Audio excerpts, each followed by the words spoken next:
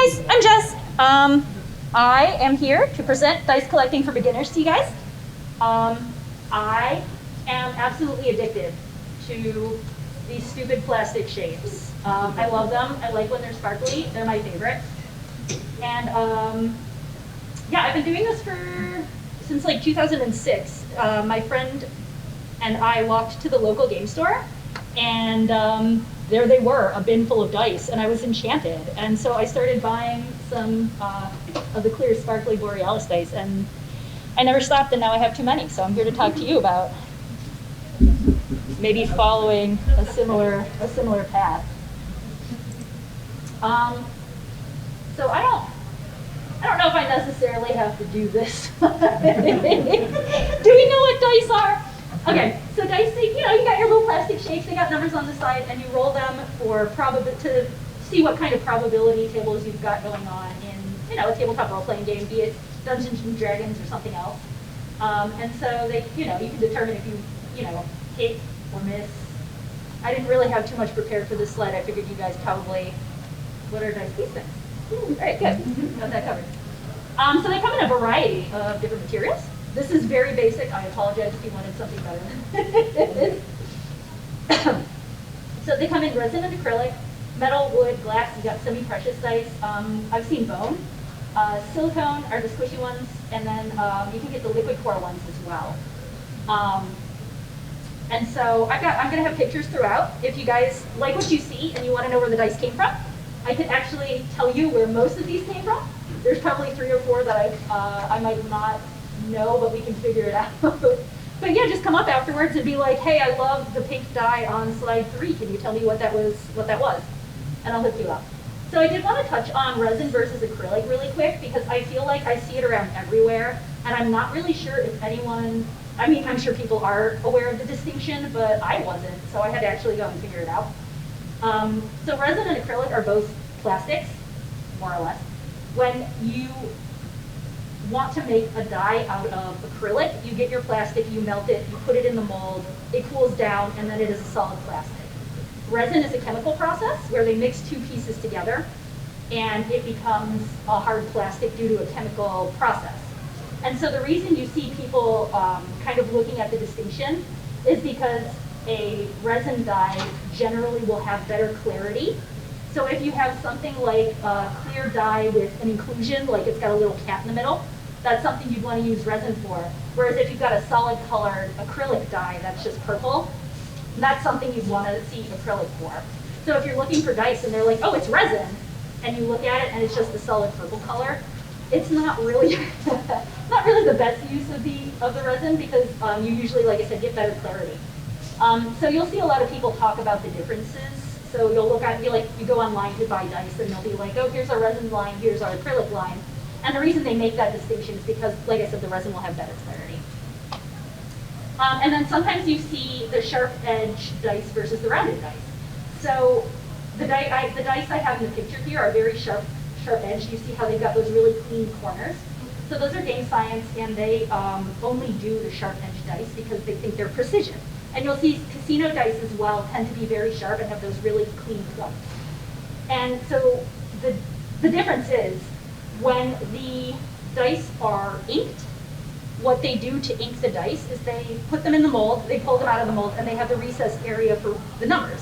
They dip the whole thing in paint, and then they'll throw it in a tumbler, like a rock tumbler, and it'll roll around there. And that takes all the paint off the high areas and only leaves the paint in the recesses of the die. And when they do that, it also takes the very sharp edges off the dice, because you're throwing it in a tumbler and they're rolling. So you can get very rounded dice out of this process just because of how they've been tumbled in the tumbler in order to take the paint off. It is a quicker process. If you wanted to get paint in the numbers on a sharp edge die, you usually have to do it yourself. You have to hand paint it, or they hand paint them in the factory, which makes them very expensive. So you tend to see that the precision edge dice aren't inked because they do that to keep labor costs down but still keep those sharp edges on the dice. Some people prefer the precision edge or the sharp edge because they think it gives you a more random roll. Sometimes in the tumbling process, one edge can be worn down more than the other if it gets stuck against the side, or depending on where it ends up in the tumbler. so that your dice can be unbalanced. I don't know, personally, how much of a difference it makes to me. That's something I'm going to go ahead and let you guys determine on your own, whether you think it's enough of a difference to warrant going out and buying a more expensive set of precision edge dice, or if you think, you know, the wonky round dice are good enough for you. You know, I have read a lot of studies on whether the precision edge are more random or more balanced than the rounded ones, and after all is said and done, I kind of came to the conclusion that if it hits the table and rolls for a little bit, the difference is so negligible. It's something like, you know, the precision edge will be like 0.0013% more random than the rounded edge ones. So a lot of it is in how you roll.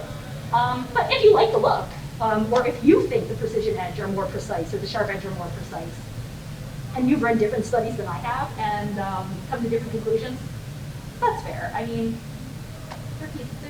they're cool. They look cool. Okay, so where do we get our dice? So you can Google. Yeah, right? It's great. So the thing is that there are tons and tons and tons of companies that will sell you dice. You can go on and, like, you know, 63 million different results will come up.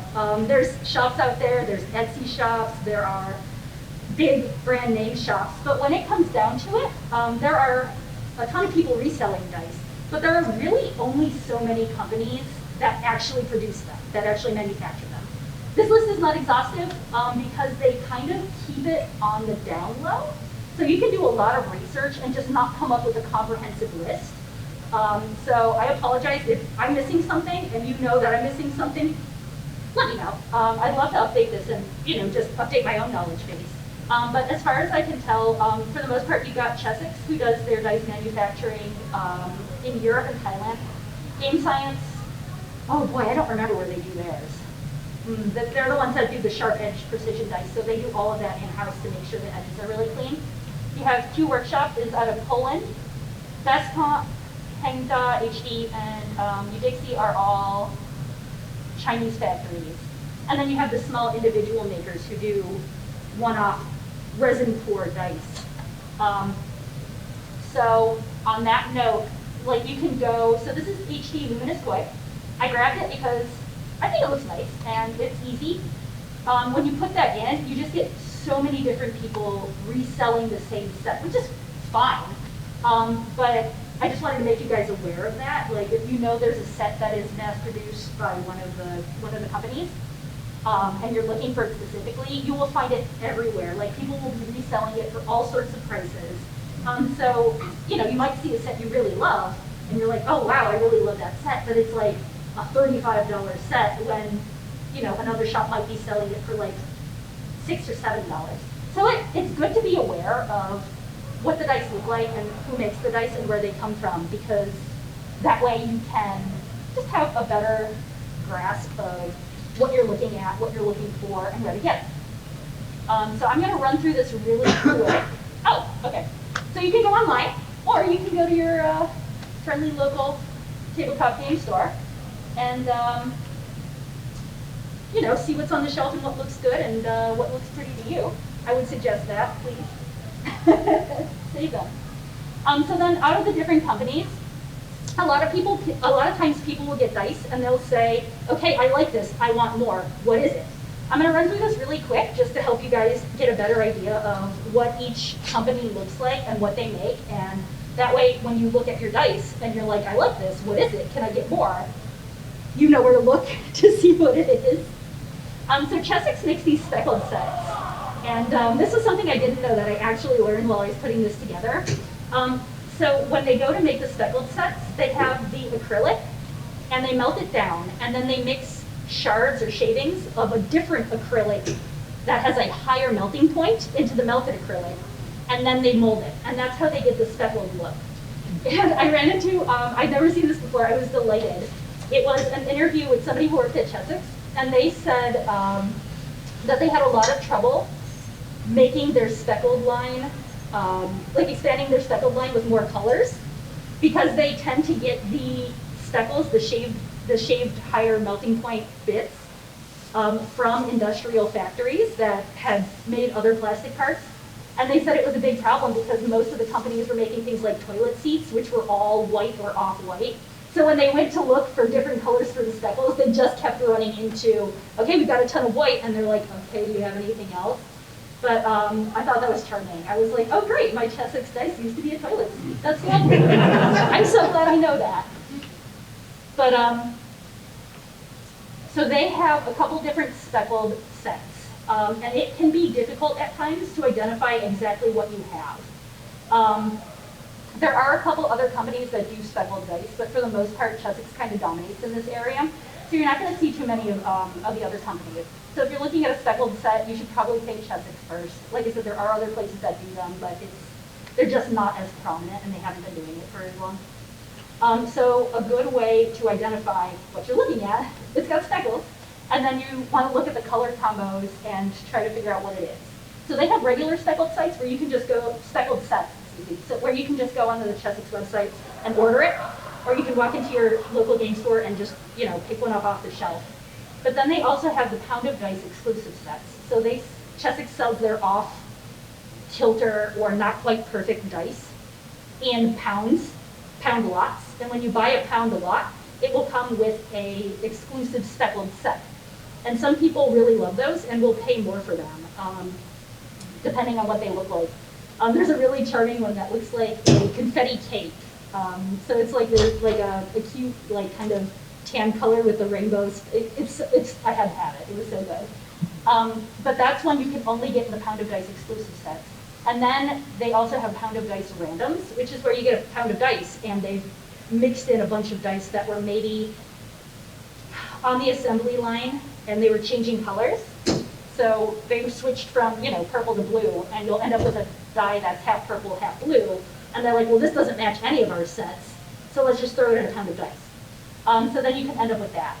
So if you like what you have and you want more, maybe somebody gives you a die, or you find one on the floor at MAGFest, or somebody's selling a bunch in a bin at your local hobby store, and you just scoop them out, and there's one in the handful you love.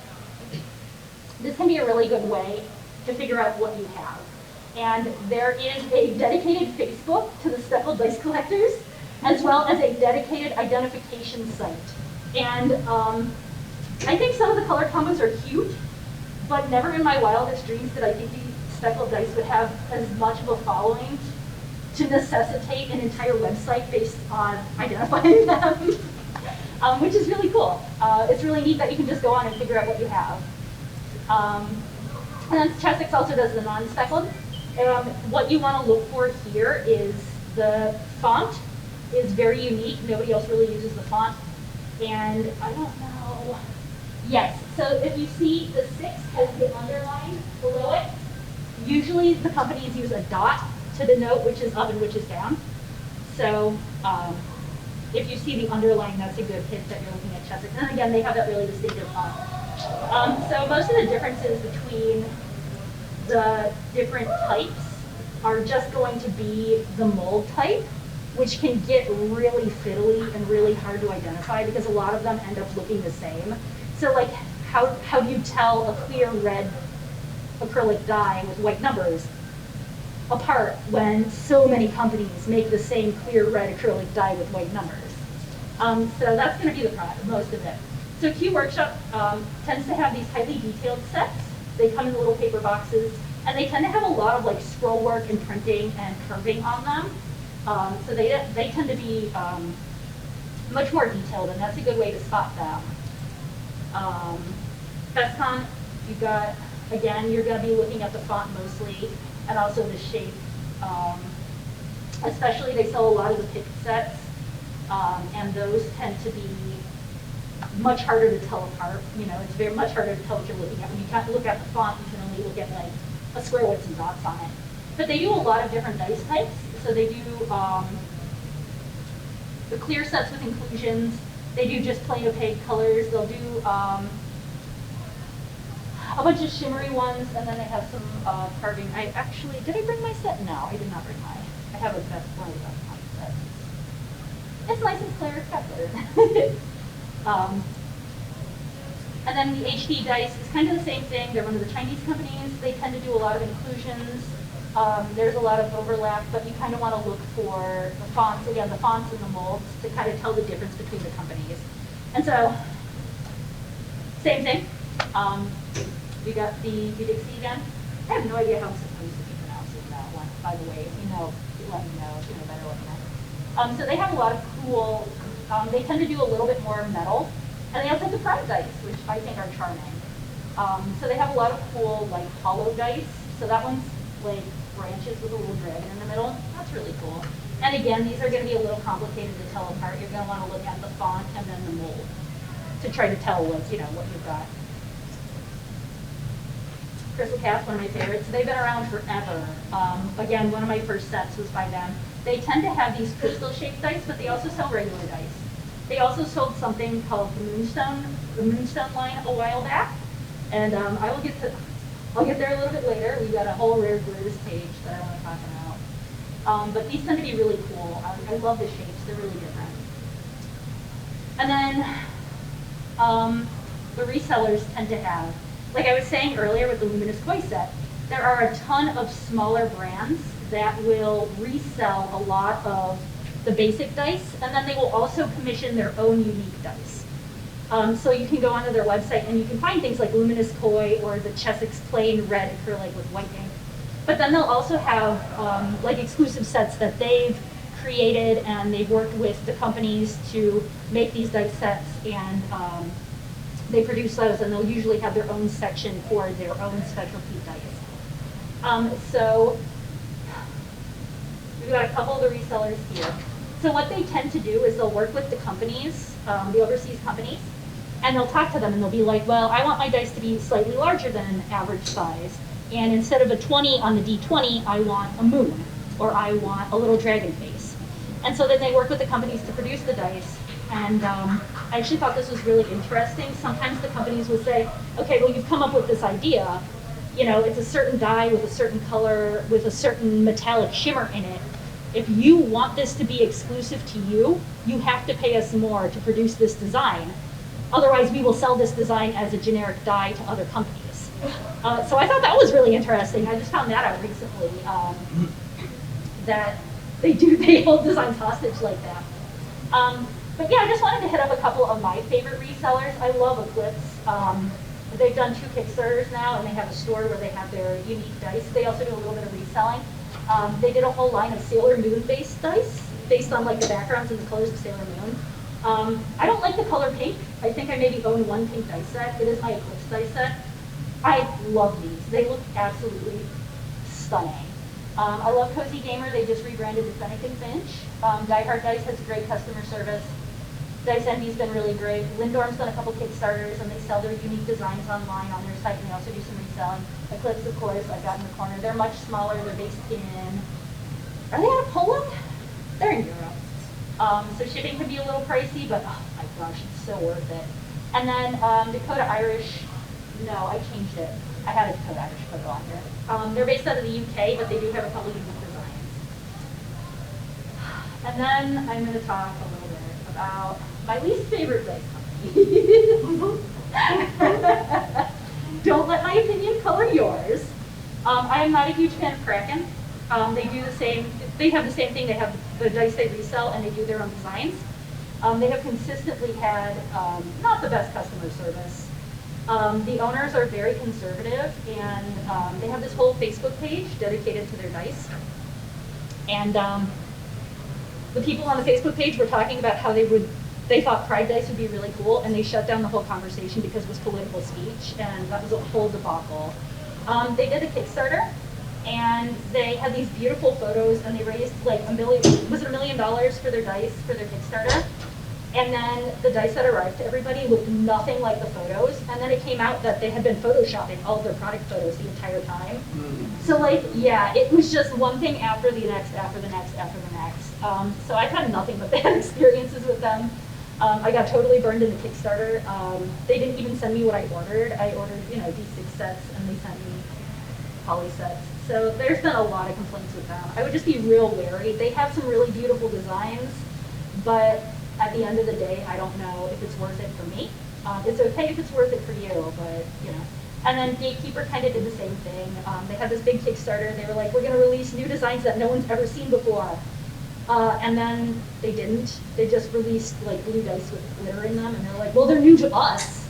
And then it was kind of like, I literally have a picture side by side of like an HD set and one of their exclusive sets, and you can't tell them apart.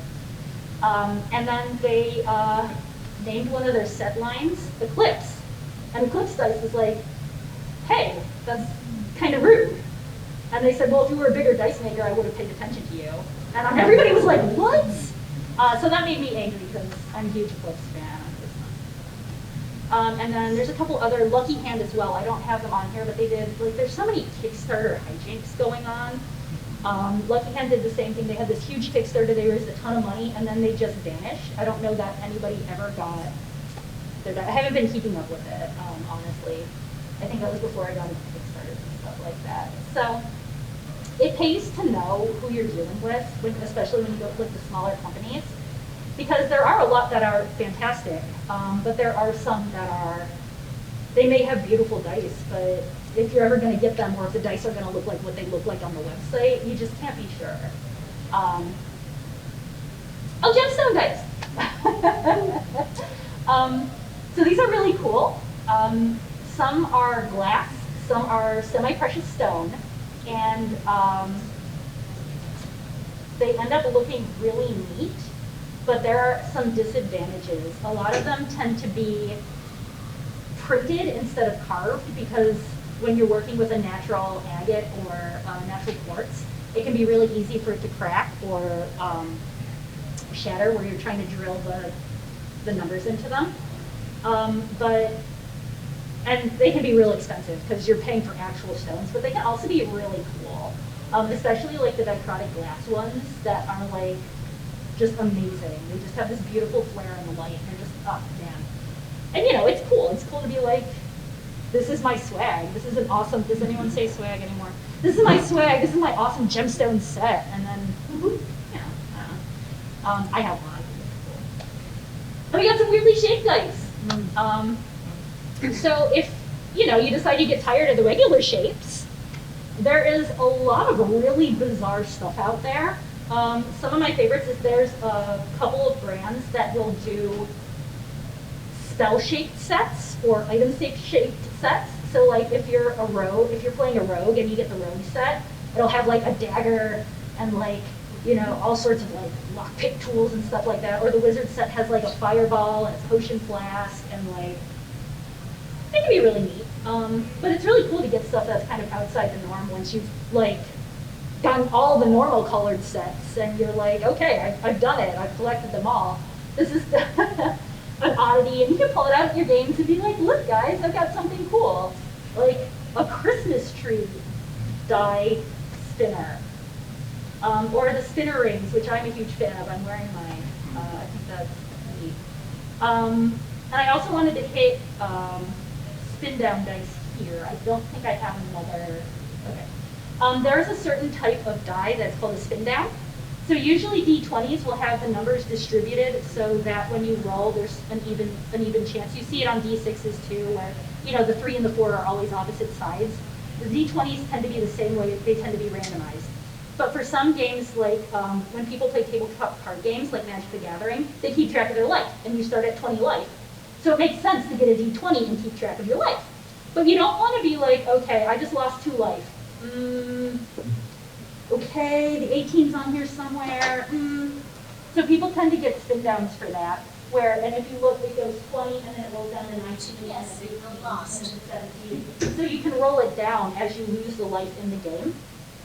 Some people don't like them for playing tabletop role-playing games because they don't feel that they're random enough. Again, the studies I've read show that as long as it hits the table and bounces 3 times, there's essentially no difference between a spin down, a sharp edge, and a Chessex rounded, basically rounded die that's been in the tumbler for way too long. So it's up to you. You can decide whether you like them or you trust them or you don't. But they're a tool. Can be really handy if your tabletop gaming overlaps with your Magic the Gathering or Flesh and Blood. What does everyone play nowadays? I don't know. I've been so busy sitting in my dark room playing with my dice, I haven't been keeping up with my card games. And then Kickstarters, kind of the same thing. I did want to hit this a little bit because I've had really mixed experiences with Kickstarters, and I know that's been a lot of other people's experiences as well. Because you have things like the Kraken one where they raise $1 billion, they have all these great dice designs, and then they send you the dice, 8 months late, and they don't look anything like the photos, and you're kind of like, what happened here? And they're like, oh, well, get your own stuff and polish them and they'll look like the photos. And you're like, is that an acceptable response? Or there was also the Distel dice, or Sharp Edge, but there was a ton of drama. Like after the Kickstarter ended, one of the companies, they had partnered not with dice making companies, but with jewelry making companies that their family had some relationship with. And then one of the companies went and made a whole bunch of the dice, and they said, hey, these don't really meet our standards.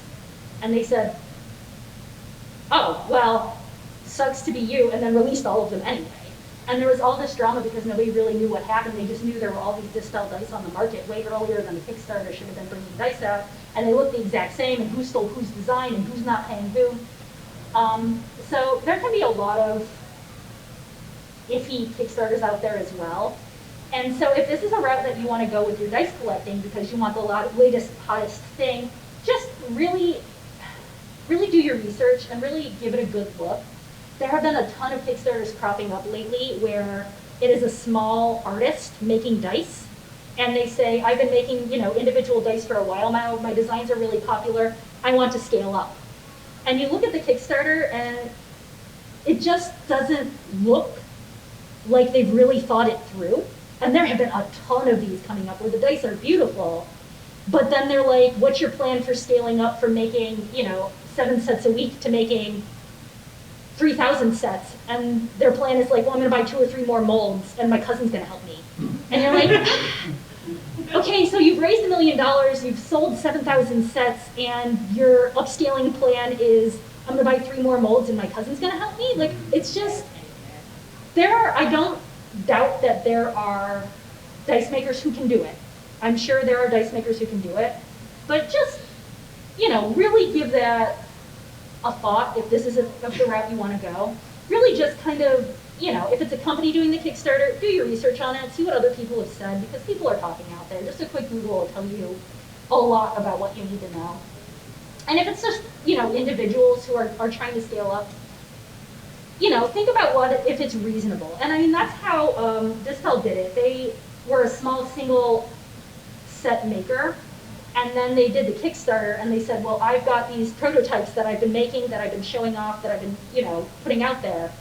What I'm doing to scale up is partnering with jewelry companies, and they're still going to be handmade. They're just going to be handmade in this factory that does really advanced resin pouring.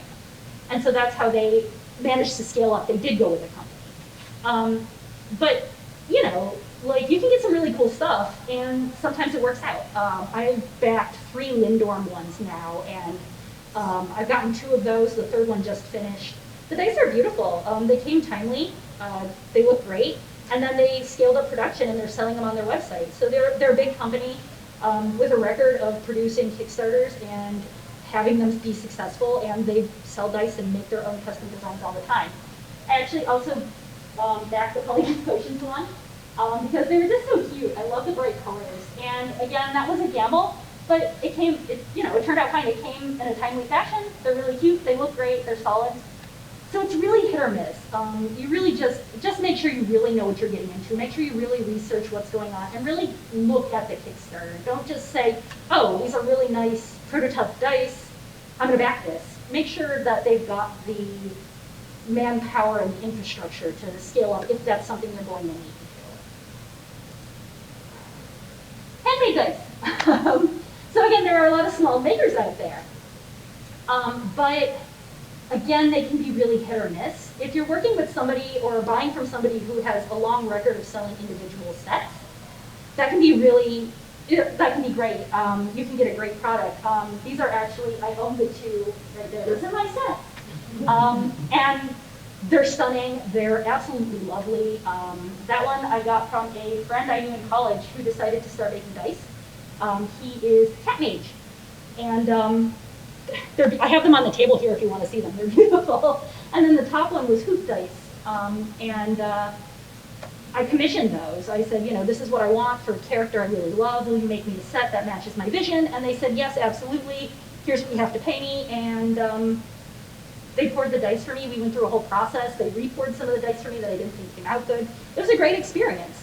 But then I have also said, hey, let me support a small maker who's just getting started. And they sent me dice that were like sticky and uncured.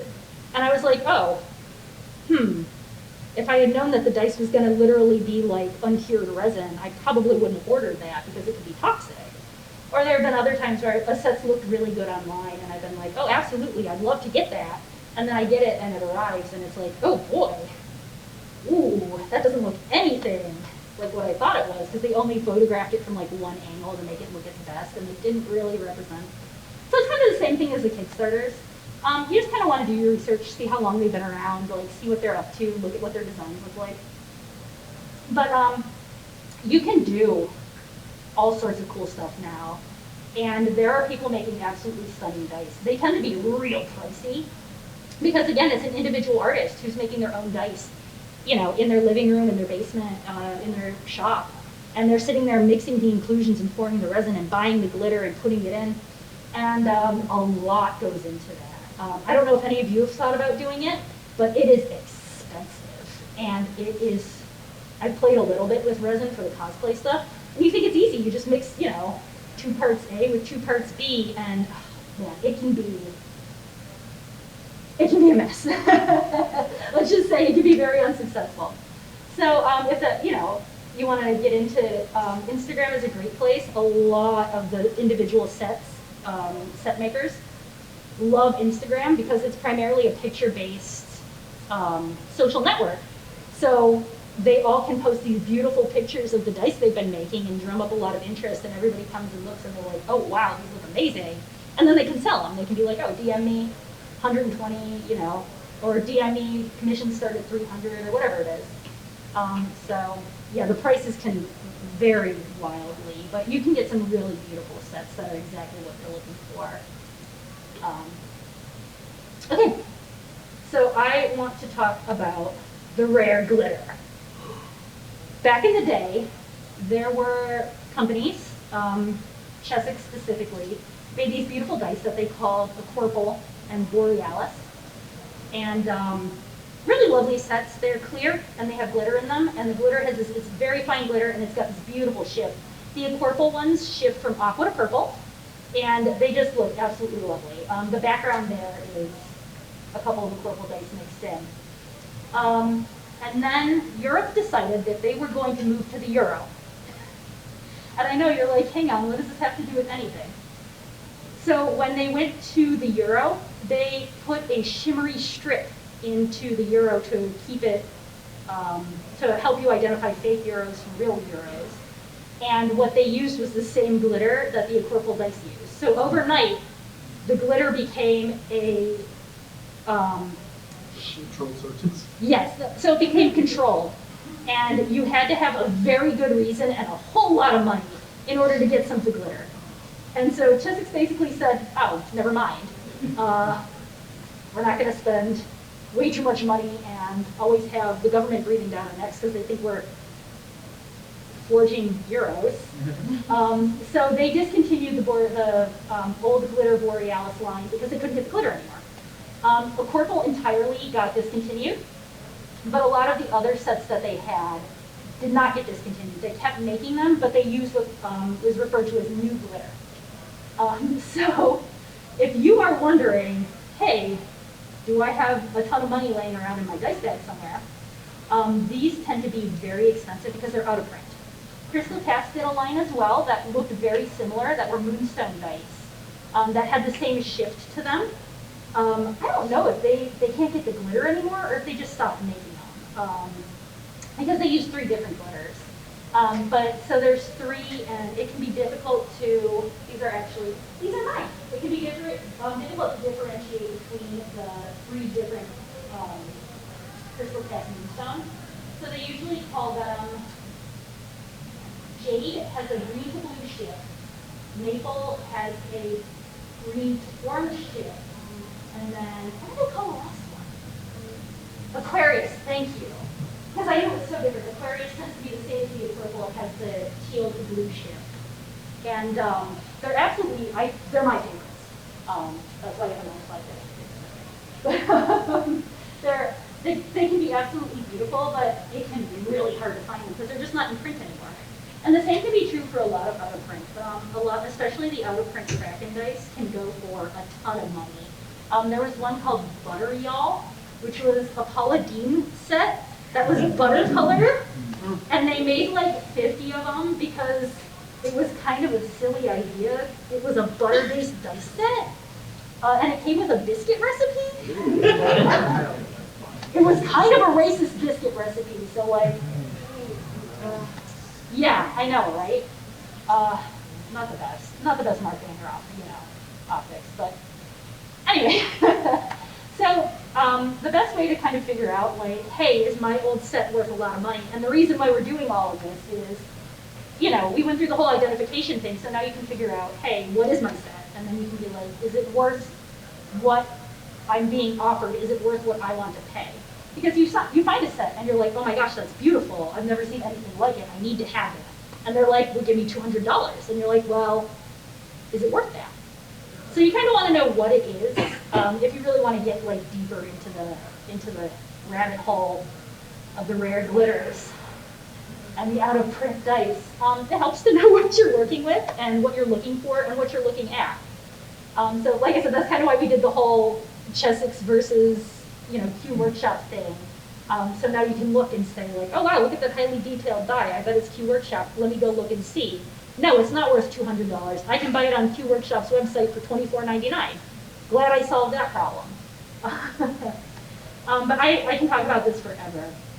There are websites, again, like the Chessex speckled sites. If you think you have one of these like Borealis sets, you want to know exactly what you have, just because like maybe you don't want to take your $200 dice set to your shady friend's apartment for game night, or maybe you don't want to accidentally leave it on the table at MAGFest if it's going to be worth that much, because you can't get it back unless you want to pay a ton of money. Actually, what happened to me, I lost my purple set and I had to rebuy it. And let me tell you, when I bought it in 2006, it was significantly cheaper by like, a lot. But so there are also a lot of places now that are trying to kind of recreate the look. So I have the 3 crystal cast moonstone ones on the bottom, and then up top I have a comparison of MPG unicorn glitter, that's in the purple, that's an HD dye, and then that's 2 moonstones. So they can look really similar. They're never going to be exactly alike because, again, we're trying to keep people from counterfeiting euros here. More important than dice, I know. But they're getting really good at making almost exact duplicates. So there's especially a whole lot of debate. Like, I will get into this forever. You come talk to me afterwards. There's a whole lot of debate about the old glitter versus the new glitter versus the new old glitter. And Chessex is on their 3rd variation of the Borealis dice. They have the original Borealis, which are the old glitter, which use the restricted glitter. They have the new glitter, which has way less color shift to it, and they call that the new glitter. And then they released another line of Borealis, which was the new glitter, but it also had glow-in-the-dark specks in it. So that's a real easy way to tell those two apart. Like, if it glows in the dark, it is not an old glitter, restricted, super premium sort of set. But it can be hard to tell. That's why there's I should have put the website. There's whole websites dedicated to how to tell them apart, because these two, like, collectors get super serious about their Borealis dice. I also get super serious about that. Dice storage. I feel like it's a rite of passage to have a Crown Royale bag full of dice. I don't know if this is something you've experienced. Literally everyone I know has a Crown Royale bag full of dice, and they thought it was the coolest thing when they did it. They were like, oh yeah, let me show you this, because then you're like, oh wow, not only does this guy have great taste in hobbies, he's got, well, okay taste in alcohol, maybe. I can't talk. I have my own Crown Royale bag full of dice. And they make a bunch of different colors to match the flavors now. So if you're like, oh, the purple's not doing it for me, like, go get a crisp apple and it'll come with a green bag. Or, it is what it is. I don't know. I don't know what you guys do in your free time, but like, Mason jars. but there are, speaking of mason jars, there's a lot of great ways to store your dice. I go to Michael's and I get, where is it? I get these tiny mason jars for like $2, and I am in love with these. They'll hold a set or two, depending on the size of the set. So I have a whole bunch with like 1 or 2 sets in them, and they are just, I can't get over it. I have like a whole collection of little glass jars with different dice in them. I show you a picture of my dice over there. I've got like 4 different jars. So cute. The one on the end is my Chesapeake speckled exclusive confetti cake set.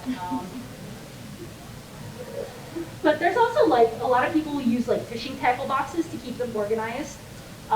There are people in Australia who are custom cutting display boxes out of wood and acrylic for you to assemble when they arrive at your door after braving the Australian shipping, that are specifically made to show off what set is in what drawer. Some people use like craft boxes. They make specific like foam boxes for storing your sets. So there's like a whole bunch of different ways to keep your sets organized and together, and you know, it kind of, the whole thing comes down to personal preference. You know, it's what you like, it's how you like to store it. If you want to take your entire, hang on, let me go back. I take it back. Boop. If you want to take your entire collection over to your friend's house for a D&D night because you don't know if you're feeling like maybe a pink speckled Chessex night, or maybe it's more of like a Borealis maple sort of night, or maybe you want the metal set, you know, you can take your whole collection to your friend's house. Some people do dice palettes, which is kind of a fun concept.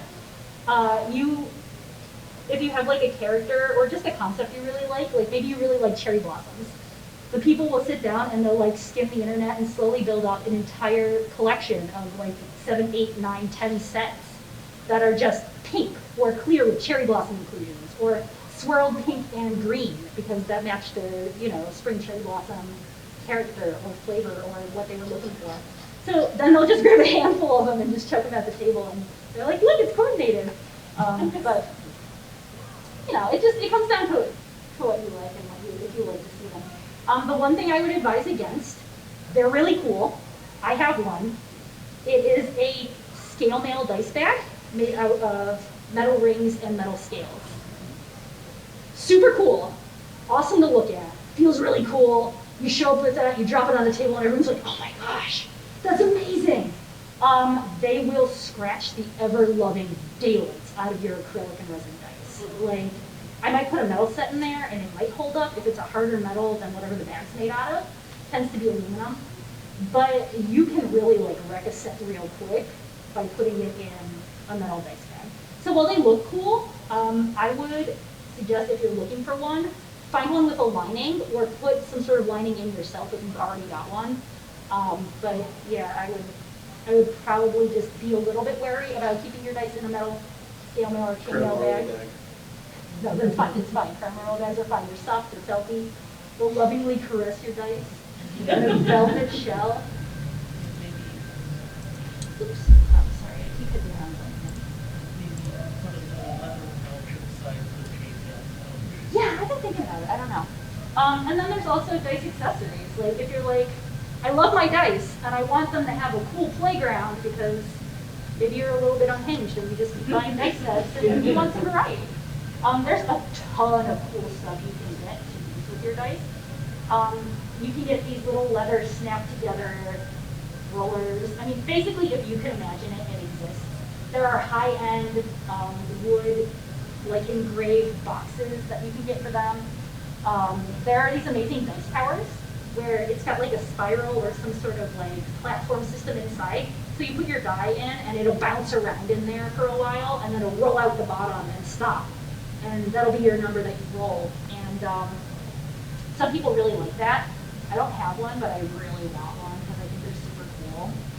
And so there's a Kickstarter. They released a whole bunch of 3D designs for the different dice towers for each class for D&D, and then like, oh man, it was so cool. So you're like, oh, I'm playing a rogue, and I've got my special rogue black metal enamel dice set.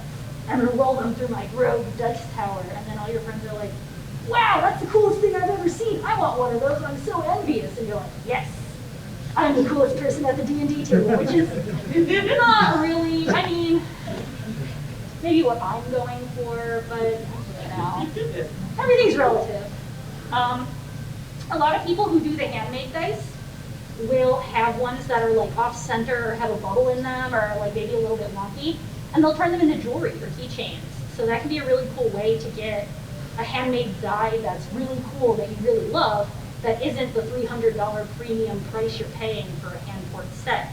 And then you can wear it. I've got my die necklace on. I think that's real cool. People like dice jails.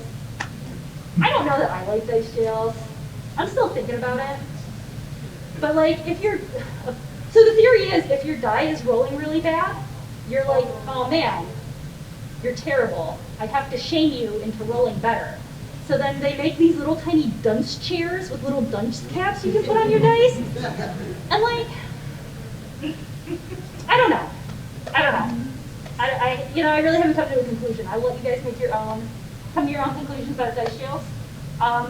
I'm not sure if I think it's hilarious or if it's just bizarre. I don't know that. It can be both. Okay, all right. I'll take it. I got one thing also. I've seen on Etsy the chairs for like $18. They're little injection molded plastic chairs. And then I saw the same chair at Michael's. It didn't say dunce on it, but at Michael's it was $250. I've seen a lot of 3D printed plastic ones. Yep. Like I said, I haven't looked into it too much because I haven't really decided how I feel about it yet. We'll see. But yeah, there's a ton of stuff, a ton of accessories. Like once you've decided you've got all the dice you need, like why not get them beautiful cases to display? I have my wood case up here from Dogmite, and I've got my Chessex Borealis maple set in my Dogmite box, and you know, it's cool. It's a nice effect. Makes me feel like the coolest person at the D&D table. Okay. There was one other thing that I wanted to hit that I thought of on my way in the car here, which is re-inking sets. And that's something people will do. Sometimes you can buy unfinished sets and finish them, which can mean anything from like sanding them and polishing them to just slapping ink on them. Like I said, the game science ones, not the game science. Oh boy, the sharp edge sets. Oh boy. Was that game science? Okay, thank you. The sharp edge sets tend to be, can you tell I'm running on so much caffeine right now? The sharp edge sets tend to come unpainted, so you can just sit down with a paintbrush and paint them. You can de-ink sets that already have ink on them and then put different paint on them. So there's like this whole culture is developed now. There are people who will do it for you, who will be like, oh, you bought an unfinished set, I will polish it for you for $30. Or there's people that are like, oh, I will re-ink your dice set for, $15. And then you send them your dice, they'll take the ink that's already in the numbers off, and they'll put a different color in.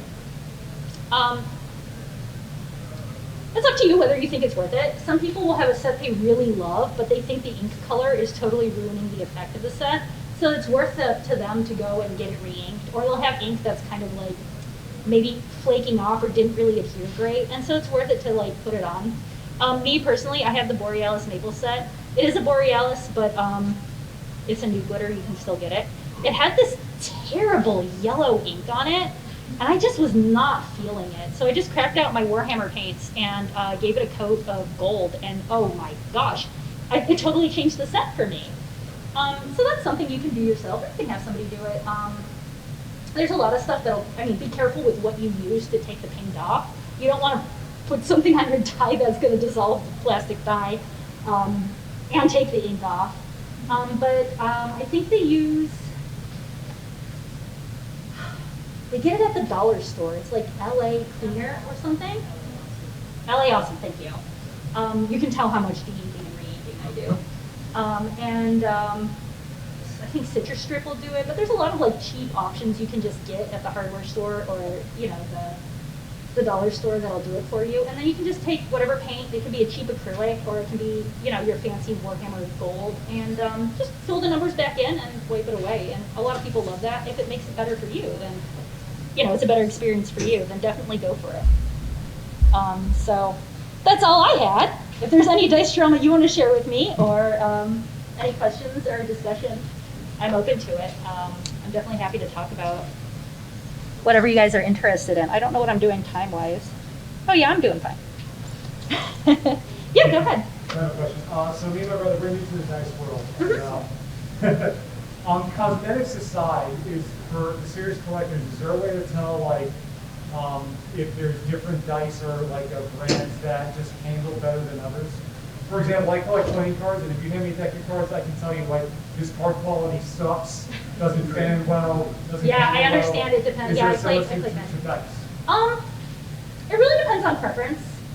A lot of people love the metal dice because they just have a great feel and they think that they handle better and that they roll truer because it's a lot easier to get a bubble in a plastic die than it is to get in a metal one. But it really comes down to preference. I would say if you're interested and you want to try it out, I would try a variety of different dice and different types and see what feels good. The one thing I did want to say that I totally skipped my mind until just now, I apologize. It's a very personal hobby. It is really up to you to decide what you like and how much of it you like and what you want to do. I was just saying before we started the panel, I was thinking about it and I don't think I have any metal dice. It's not that I don't like metal dice, but my favorite is the clear dice with the glitter in them. I am just bonkers over the glitter dice. So I'm not gonna be as keen on a wood die or I had one earlier. It was really cool on one of my previous slides. They took used Jack Daniel's whiskey barrels and turned them into dice, which was super cool. But it's really, it all just comes down to your preference and what you enjoy and what you like. Don't make me make you feel like you have to do anything or look for the expensive dice. If you want to chase those unicorns because you like the glitter or you like the allure, that's absolutely something you can do. I will full on say, I love the Borealis sets. I know they're super expensive, but I will go out of my way to get these pieces because I love the way they look. But if what you like is all the red Chessex acrylic sets in the world, please, go, get those. Make yourself happy. If you think the little dice jars look amazing, yes, do that and make a whole little shelf and put them on the little shelf. If you just want them in a big bowl because that works for you, and then you can put your hands in it and go like this for a while, absolutely go for it. May I show you something? Mm-hmm. Picture you have to come, or I'll come to you. No, this is just, it's one of my favorite ways to display. Oh, a bubblegum machine. On Amazon, of course, don't get to my phone. Oh. I got a $20 to $50 bubblegum machine. The thing is completely filled out with this. To me, that was just a funny way to do it. I'm not charging people 50 cents a die. I just thought that was a cute way to bring out the whimsy of it. I actually, my best friends live in Kansas, and so I went to visit them, and I went to their local game store, Tabletop, and they actually did have a bubblegum machine where you put a quarter in and you turned it, and a die came out. So I did that, and it was just a green die, but I treasured the memory. Yeah, go ahead.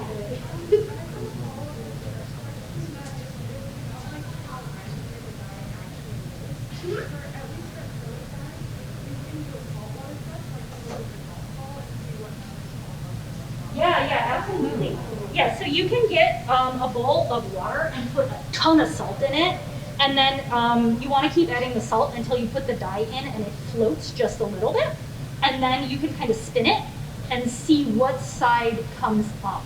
And that can be a way to tell if your dye is weighted or if there's a bubble on the inside or something like that. Again, I'm not sure how much difference it makes in my mind. If you think it makes a difference to you, definitely try it. It's cool to see too, to just put the dice in there and then give them a spin and see what happens. I have clear dice that very obviously have bubbles in them, and I'm sure that absolutely affects the randomness. I've also heard that you can don't do this. Do not do this. I've heard that you can take metal dice, and depending on the metal, you can put them in the microwave for 3 to 5 seconds, and it'll weight them. I don't know if that's true. Don't do it. Don't do it. I do not recommend doing it. She told you to. It probably depends on how much you like your microwave and also your house. But I would not. But there's all sorts of stuff out there. I don't know if you guys saw a while back, but there was an accident on a highway, and the truck spilled over, and it dumped dice everywhere. I was hanging out on Facebook one night, And a guy popped up and he was like, hey, you guys remember that truck accident where it spilled all the dice? And we were like, yeah. He's like, they never cleaned it up. Like they just let the dice wash into the gutter. So my friend went and scooped up a box of dice and I'll sell them to you. And I was like, sick. I need the floor dice. I absolutely have to have these dice that were in the news story. So I sent him way more money than I should have, and it wasn't really that much. I think I gave him like $20 and he sent me like 10 dice.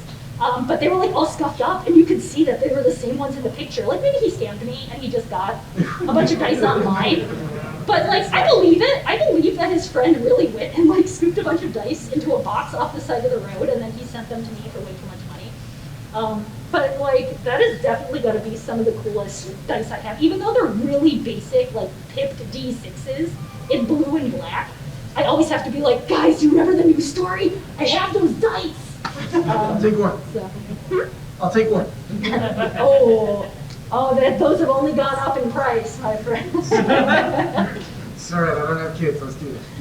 But I thought that was just like a super cool thing. Like I wanted to have it, so I went and that's in my collection now, and it's absolutely different than everything else I have. But you know, for me, I like to get dice that match my characters. Like if I have a wizard and he is all about, you know, aurora night sky magic, I will go and get, you know, a galaxy themed set and just use it for him. Or like, you know, if I have a paladin, I'll go and get like a white set with gold numbers or red numbers, and that's how I like to do it. Again, it's a real personal thing. It really comes down to like what you think looks good, what you want to collect, what you like. Like if you like the metal dice, absolutely go for it. I think it's really cool to have like, you know, one silver die and one copper die and one titanium die. Or they do the hollow 3D printed ones now. I don't know, again, with the weighting and the randomness, I don't know how random those are or how weighted those are, but they look cool. I mean, probably they're random enough for your D&D table with your friends, you know? But there's a ton of really cool stuff out there, so go for it. Anybody else have questions? Anything you want to share? You want to tell me about your collections? What do you like? What do you like to pick up? Do you have a favorite? Just more. The dice that when you shake them in your hands and makes a sound, like musically. Yeah, like what you have right there. Exactly. There's a dice maker called Conflux Art, and they have a set based off the 80s game. There's one called the Sidon that's like teal and pink and gold. There's like little flecks in them. They're so great.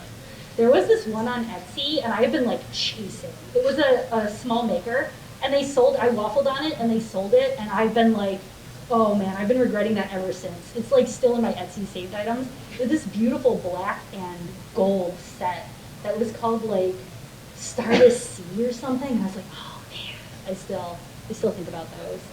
But there's some really cool stuff out there. I think it's really neat now that if you have like an idea or like a vision, you can go and find like a dice artist who will make you whatever you decided you want. Like I had a panel, one of my, so this one, like I was saying, the blue and gold ones on top, I had a character and that was the set I envisioned for him. And I went to a maker and I said, can you do this for me? I want, you know, a swirled set with blue, white, and gold. And they said, yes, I just got gold ink. I'll do it for you. And came up with this beautiful set that was exactly what I was imagining for my character, which was just such a cool experience to like have this idea. I would not get into dice making, but it's just the threshold for entry is so expensive. If you want to do it right, you have to buy the right resins. You have to buy the molds, you have to buy the pressure pots. Like it can get insane. Like if you want to get into it, there are people who will like buy 3D printed masters, which are like $100 for a set. And then they will pay somebody to sand and polish the masters. And then they will pay somebody to make silicone molds of their masters. And you get the masters because you can keep making silicone molds. You can just buy the molds. But then the mold runs out after like 12 or 13 dice sets. And you have to buy a new mold, whereas if you get the masters, you can make molds over and over and over again off of the master set. And so then they'll do that, they'll make 12 or 13 sets, and then they have to scrap the mold and get a new one. And then you need like the pressure pots, you need the glitter, you need the inks, you need the dyes. There are like whole shops online that will just sell inclusions for putting in the dice. But people make some really cool stuff. The liquid core dice have been really big. I don't know how I feel about them personally. Part of me is like, I don't want that to leak on the table. I know that's not how they work. But I always just have that thought when I see them. I'm like, oh boy, do they like dry out like a snow globe? I don't know. These are questions I haven't answered for myself yet. Course, that definitely strikes me as the type that's not going to be particularly well.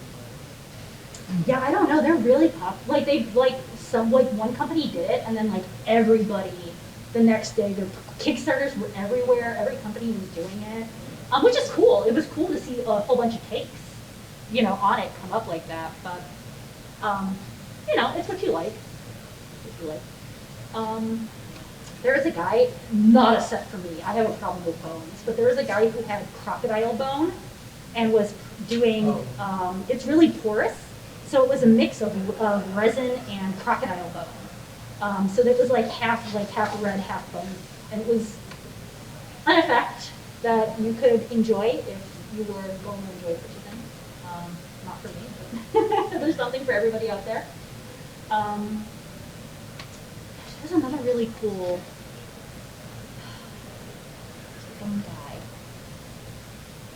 I totally lost my train of thought there. Just derailed. Straight off the track. Still dice everywhere. Still dice everywhere. They were all over the road. Some guy picked them up and sold them for way too much money on Facebook. But especially if you're looking for something that's like out of print or rare, there's a lot of Facebook groups where you can buy and sell. And if you're looking for information on specific companies, there's a Discord group, and they talk a lot of gossip on the Discord group about what's good and what's not good. So there's a lot of information out there. There's all sorts of cool stuff that you can find and new stuff that you can find. So, but yeah, I'm happy to talk. I'm happy to chat. I'm happy to hear more about your collections or tell you guys more about the Borealis glitters. Yeah, whatever you guys are up for. So thank you so much for coming. It was great to actually see you.